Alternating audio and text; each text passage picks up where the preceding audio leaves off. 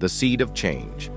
In the bustling, sun-drenched markets of Marrakech, Morocco, lived Layla, a young artisan with nimble fingers and an old soul.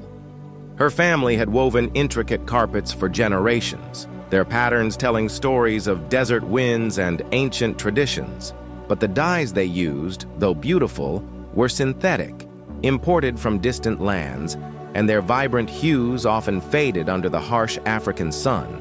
Layla dreamed of something different, something that connected their craft back to the earth.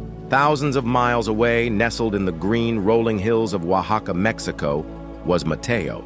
He was a master tintorero, a natural dyer, whose hands were stained with the rich, earthy pigments of cochineal, indigo, and marigold. His ancestors had perfected the art of extracting colors from the land itself, their knowledge passed down through whispered lessons and practiced motions. Mateo, however, faced a different challenge. The global market often overlooked traditional crafts for mass-produced goods, threatening the very survival of his ancient art. Layla, restless with her dream, spent hours researching.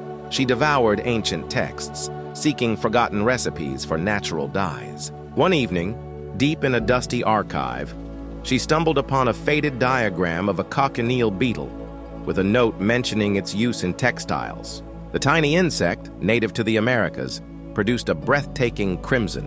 An idea sparked. Meanwhile, Mateo, desperate to find new avenues for his vibrant colors, started exploring online forums dedicated to sustainable art. He posted pictures of his dazzling textiles, hoping to catch someone's eye. It was Layla who found him. She saw his vibrant reds and knew instantly. Through hesitant translated messages, they began to communicate. Layla explained her desire to return to natural dyes, her frustration with fading synthetics, and her family's legacy. Mateo, intrigued by her passion and the unexpected interest from so far away, shared his knowledge of cochineal cultivation and dye extraction. The initial exchange was slow, filled with cultural nuances and language barriers, but a shared respect for their crafts bridged the divide. Layla arranged for a small sample of Mateo's cochineal to be sent to Morocco. When it arrived, a tiny bag of dried insects, her family was skeptical.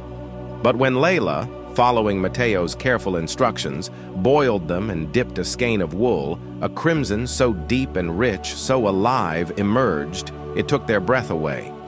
It was a color that sang of the earth, a color that would defy the sun. Inspired by this success, Layla dared to dream bigger. She proposed a collaboration. Mateo would teach her community the sustainable farming of cochineal, and in return, Layla would help him connect with the wider European market that was increasingly seeking ethical and natural products. Mateo, though initially hesitant to leave his ancestral land, recognized the potential. He traveled to Marrakech, bringing with him not just his knowledge, but also his quiet dignity and a deep reverence for nature. He taught the weavers how to nurture the prickly pear cacti that hosted the cochineal, how to carefully harvest the tiny insects, and how to coax the vivid red from them. Layla, in turn, introduced him to buyers and designers, showcasing his work not just as a product, but as a story of heritage and sustainability. The collaboration blossomed. The Moroccan carpets, now dyed with Mateo's vibrant natural colors, gained a new luminescence, their patterns telling not only ancient tales, but also a new story of cross-cultural partnership. Mateo's Oaxacan textiles found new homes, their rich hues appreciated by a global audience who valued their authenticity.